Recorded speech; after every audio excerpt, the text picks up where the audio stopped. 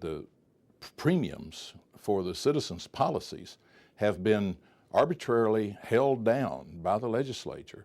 In 2007, we passed House Bill 1A that limited citizens' ability to raise their premiums to actuarially correct rates. They couldn't raise them that high.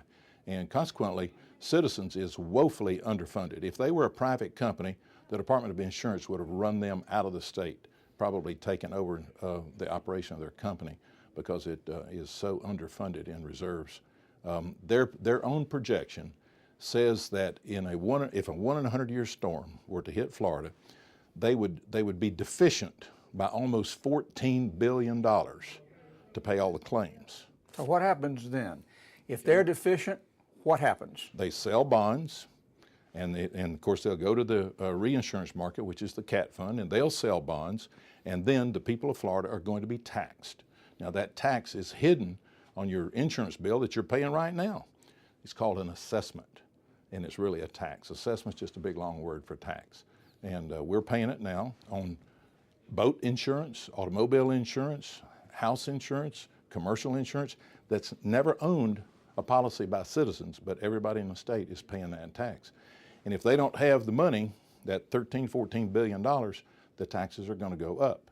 Even for a 1 in a 25-year storm, they sort of smile and say, well, we'll have a $920 million surplus.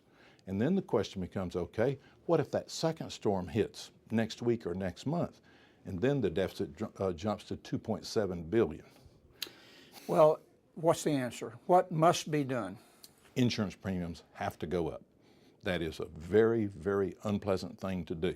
You mean in the private market? I mean all across, primarily in Citizens, because unfortunately, Citizens has been competing and holding down the premiums for the other companies.